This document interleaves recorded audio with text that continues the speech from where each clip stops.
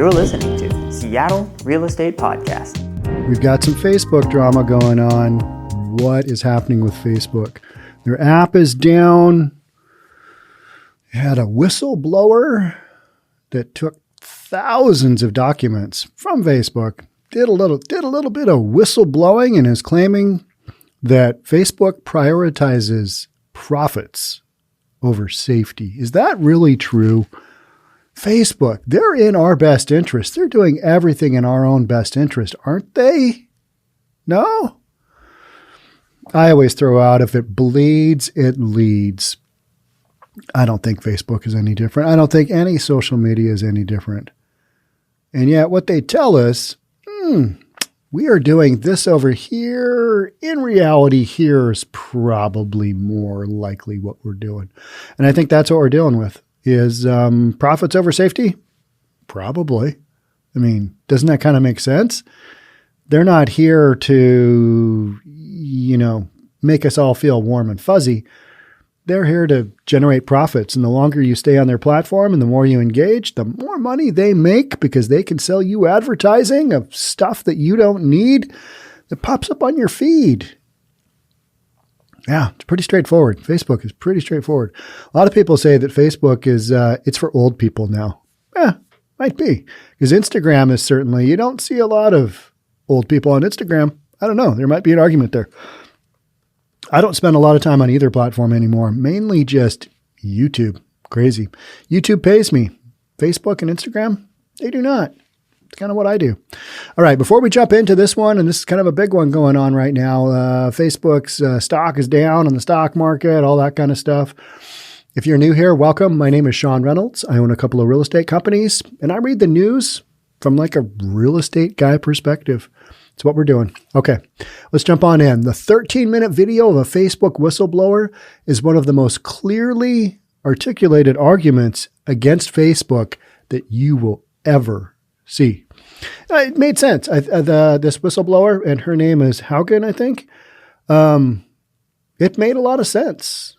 I mean, I think it made a lot of sense. It's not necessarily anything wildly new. It's just, I think it confirmed what a lot of people were thinking, confirmed what a lot of people are already thinking about social media in general. So the Facebook whistleblower, who leaked tens of thousands of pages of internal company research, revealed her identity on 60 Minutes this Sunday. That was yesterday, and clearly walked viewers through what she sees as the main problem with Facebook and the actions of its leadership. Her name is Frances Haugen, and she's a 37-year-old data scientist who formerly worked on Facebook's civic integrity team combating misinformation, a group that was dissolved after the 2020 presidential election. Well, after the election, we no longer need civic integrity team combating misinformation. Throw it out. Don't need it. We're gonna tell everybody that we're pretty much just gonna give those people's tasks to other people on groups already doing stuff. Before Facebook, Haugen worked at Pinterest and Google. She has a degree in computer engineering and an MBA from Harvard. She is not dumb. We can say that, right? She has spent her time at school. She got out, she got into the workforce very early, it looks like, because she's already been at Facebook, I think, for 15 years. She's only 37. I've seen a bunch of social networks, and it was substantially worse at Facebook than anything I'd seen before, she told 60 Minutes host Scott Pelley on Sunday. Haugen secretly copied tens of thousands of pages of Facebook's internal company research, which was then published in the Wall Street Journal's Facebook Files series. In this 13-minute clip, and the clip is on, this is a YouTube or a Yahoo News article. In this 13-minute clip, she explains exactly how and why Facebook amplifies divisive content. A practice, she says, creates conflicts of interest between what was good for the public and what was good for Facebook. And Facebook, over and over and over again, chose to optimize for its own interests, like making more money. That seems reasonable to me, right? This whole thing where they claim that they're keeping us away from misinformation, They're basically just giving us what they think we should be viewing. I remember a number of years back thinking, there is no way that my content is getting this limited of an exposure. I would post something and people I knew that were my good friends just wouldn't see the content, wouldn't see what's going on. Or maybe consistently some people would see the content and they would comment on it, or I knew they were watching it. And it just seemed so arbitrary to me. You know there's some kind of algorithm going on, but shouldn't it be, I mean, we are told that if you post something, all of your Facebook friends are going to see it because they're your friends, right? They should be able to see your content. That is not how it seemed. I don't use Facebook much anymore. I will check in every now and then on if somebody posts something and I get a notification, I might look at it. I will check in on Instagram just because better pictures and there's more specific content that I want to see that I can go looking for that's easy to get. Plus I can look at their stories, whereas Facebook didn't really have the stories for a while. Short little clips of whatever, people just doing stuff in their daily lives. I feel like Instagram has more content for me to just look at and go, that's cool. Like a quick 2 minutes. Whereas Facebook, people want to get in there and do these long diatribes of this is what I believe. Yeah, that's fine and all, but why don't you just go do your own YouTube channel or something like that? Do your own blog. And I know all these platforms are meant for, cross-platforming and, getting the Google juice on this one. It's like, okay, yeah, you're just making some kind of post and a few people are looking at it and a few people are giving you the thumbs up. But for Facebook, it felt like towards the end of my use of it, and I'm not done using it, but I certainly don't use it a lot. And I certainly don't check in there for my news. And I don't really check in to see what other people are really doing anymore. I just kind of move past it, right? But when I was actively using it, I was aware that the content was really being metered. I mean, it was really being identified as, okay, these certain people are going to see it, and that's really about it. That's how it felt. Whether I could prove that? No, not really. Was that just a kind of a feeling of how this was going? It was, and it was enough of a feeling, and that I kind of chose to be like, all right, that's not really that platform. It went from this being a pretty cool and hip place to be to all of a sudden, well, if your mom's on it, then that's not the place you want to be, right? And literally, my mom did get on it. She doesn't use it a ton either, but I've got a lot of family members who still do. And, friends and family. But I spend so much time on YouTube. I spend so much time on the podcast platforms that Facebook to me is kind of like, well, it's out there, but it does feel like it's a little bit for the older, more mature generations. And that's fine. Everybody's got to have a platform somewhere. And Instagram feels like it's definitely for a much younger, hipper, prettier, good-looking set, right? So I kind of stopped using Facebook, and a lot of my friends basically just, I don't really use that much anymore. And so it's kind of one of those things that comes and goes. But what we're being told by this whistleblower is pretty interesting. So Haugen said that the main reason Facebook's misinformation problem continues to persist is due to algorithmic changes the social media network made in 2018. And that is probably somewhere towards the end of when I stopped checking in on Facebook on a regular basis. You might see only 100 pieces of content if you sat and scrolled on it for, 5 minutes, Haugen explained. But Facebook has thousands of options it could show you. But it does the algorithm, and when it picks up on somebody, got a hot whatever lead, story, post, whatever it is, then they push that out. And same thing with YouTube. It's really no different. It's what makes us the most money, what people engage with the most is what we're going to push out. And if it's not engaging to the masses,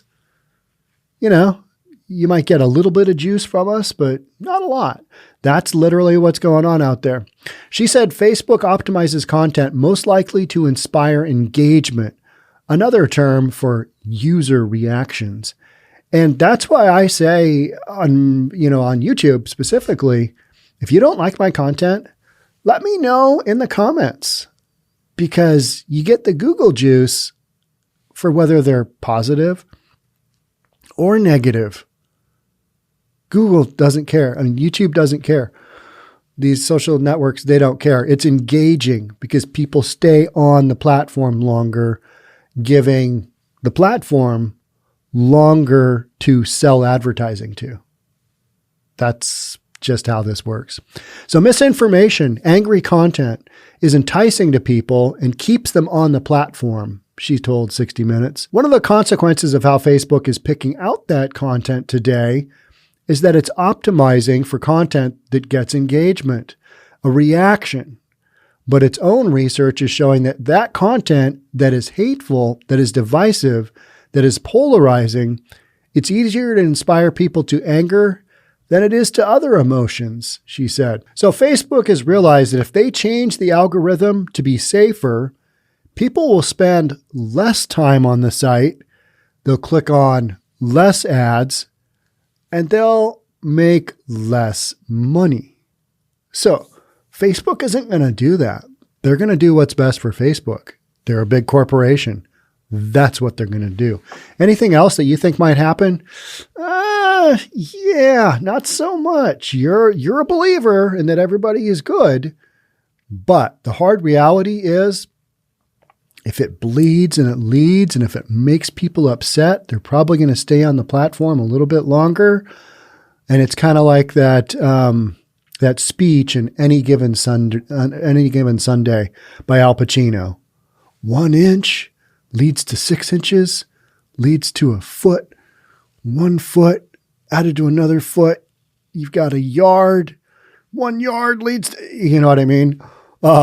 It's incrementally tiny little advantages that add up to hey, we're making a lot of money here.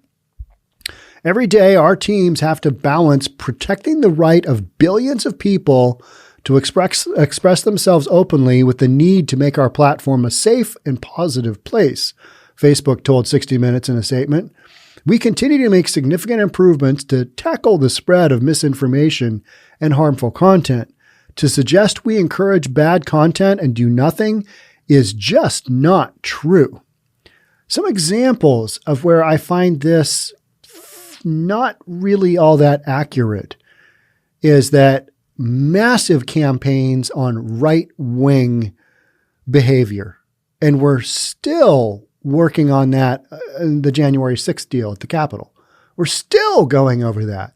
And yet, a couple of $1 billion worth of damage by Black Lives Matter peaceful protesters. Yeah, that was encouraged. That was literally encouraged.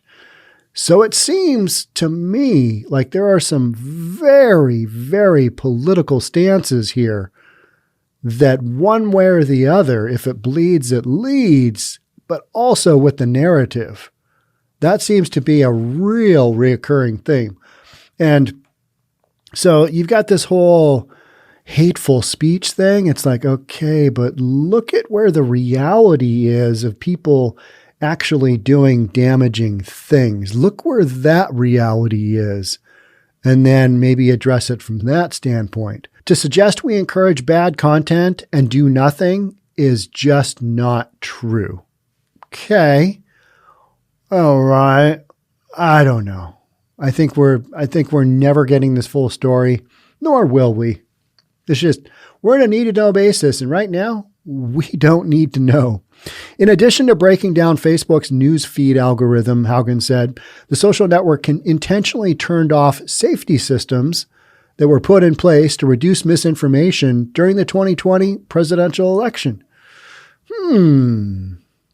Later in the interview, she revealed how Facebook forced major political parties across Europe to take extreme policy positions, how Instagram harms teenage girls, and how Facebook could potentially be violating SEC regulations.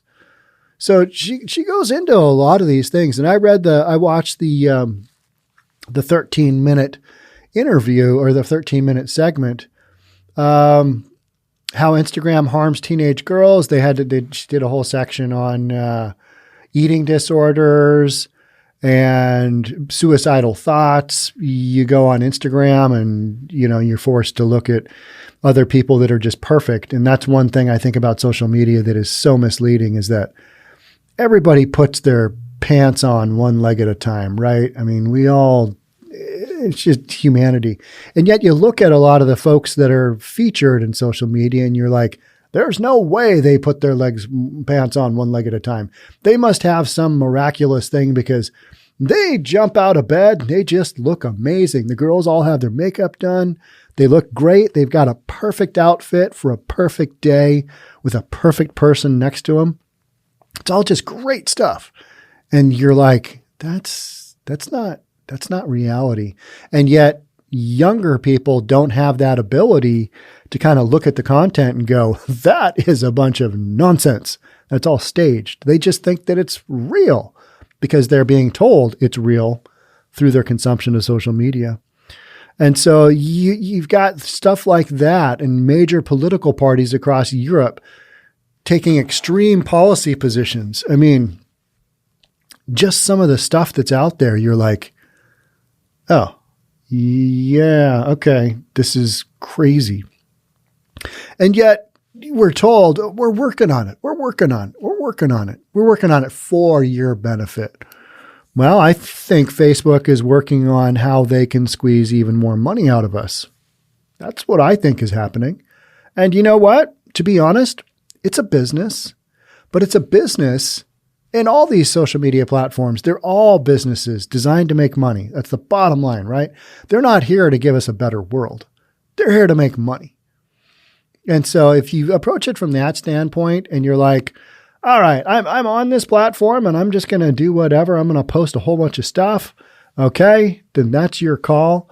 But know that at the end of the day, it's not for your best interest, whatever you're doing. So you just got to be careful whatever platform you're on and realize, okay, yeah, I'm probably not getting all the content that I could be getting if these people were actually my friends instead of being Facebook friends. Big difference. But I think a lot of people think, wow, we're hooked up on the Facebook. I'm connected with them on LinkedIn. That's another one that to me, it's like, here's my network. Alrighty then. What are you going to do with that? And there are some people who do really well off of their connections on these social networks. They're able to leverage them and they do all that stuff. And I leverage where I think is appropriate when I throw my content out there and it's there. Could I be putting it on Facebook? I could, but it's a lot of work. And Facebook only likes native video, meaning if you put a link from YouTube on Facebook, they don't like it as much because it's not independent content. And it takes you away from their platform, which is Facebook. It takes you to YouTube. So they tend to not push that content very much, if at all. So all of this stuff, it makes sense, doesn't surprise me. Got safety systems that are being ignored. I mean, none of this stuff is earth-shattering. It's just the fact that one pretty brave gal has come out and said, all right, I took 10,000 pages of internal documents from Facebook. Here you go, Wall Street Journal. Let's run with this. Let's see how this goes. But these are stories that, I think have been out there. They've been out there brewing and they're ongoing brewing. And a lot of it is to do with, all right, these are individual companies. These are not government-run entities. And yet some people are saying, maybe these companies have way more control over our lives than we're giving them credit for. Maybe we need to have a little more oversight here so we don't have, 20 and 30-year-old kids kind of running and creating the content which we're allowed to see. Because that's literally what's going on, right? They are determining what content we will consume. And then they are showing us what they think with a version of whatever algorithm they've got going on. They are showing us, based on their data, what we think we would like to engage with. And like this gal says, oftentimes that comes down to stuff that we love to hate. Oh, that really annoys me. Let me click some more. Let me just keep going. Oh, this story has no end. I am so outraged. I've got to get to the bottom of this. Let me click on 3 more links. Oh, what's that ad over there? Oh, I can't work on the ad. I've got to be angry because of this storyline. This is an outrage. What's that other ad? Oh, yeah, there's an ad for fried chicken. Hey, I like fried chicken. How do they know I like fried chicken?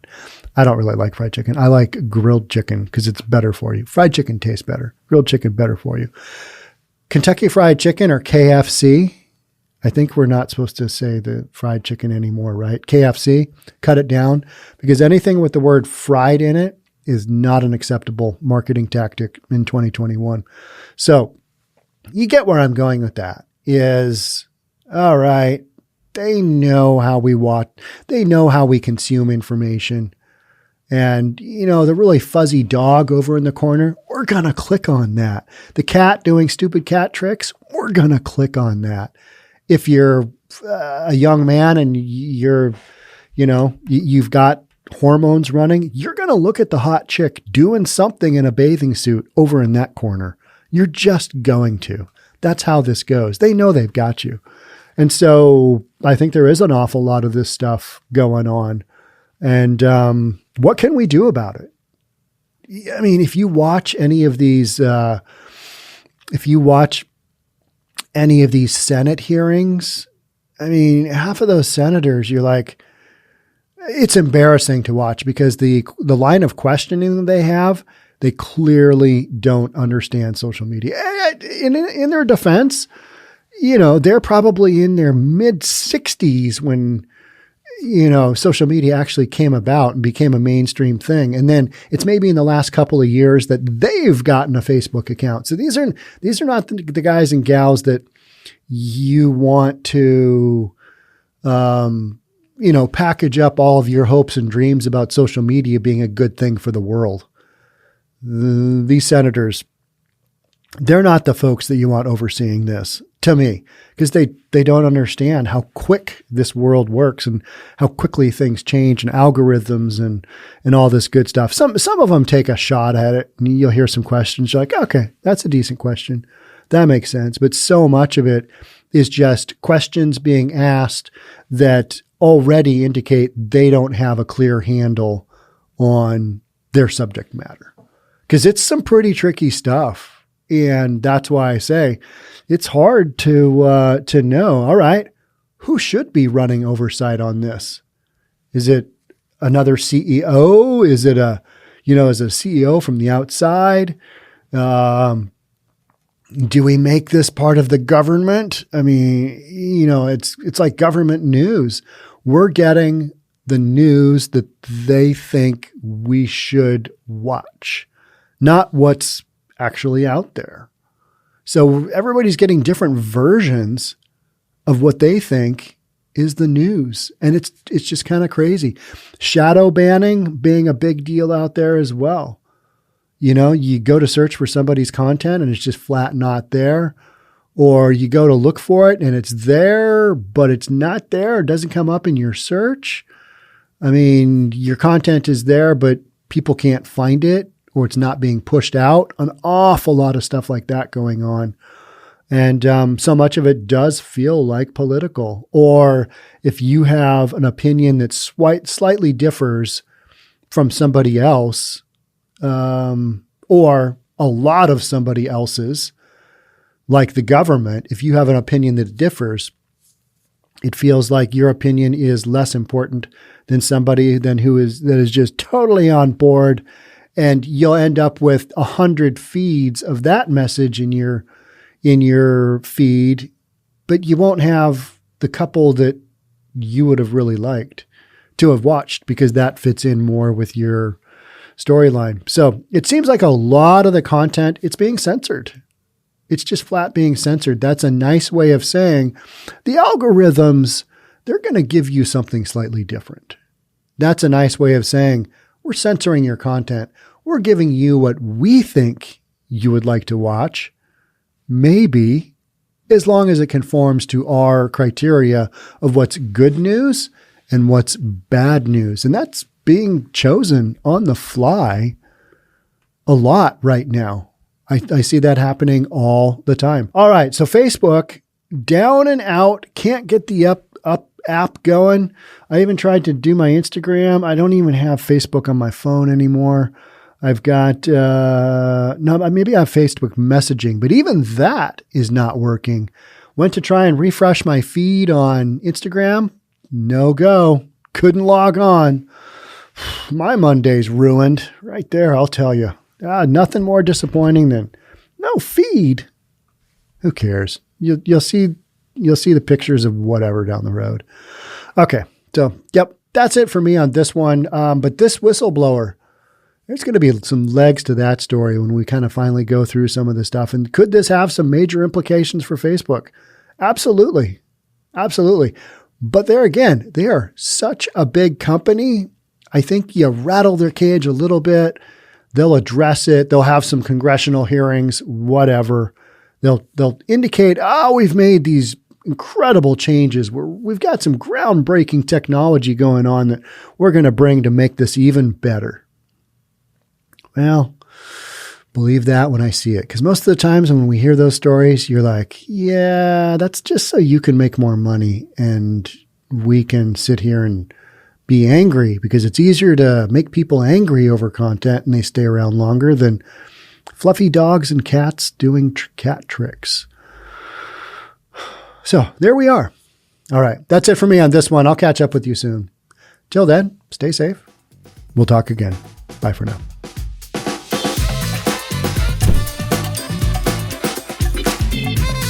Don't forget to subscribe to our channel and hit the notification bell so you'll know when our next video is out.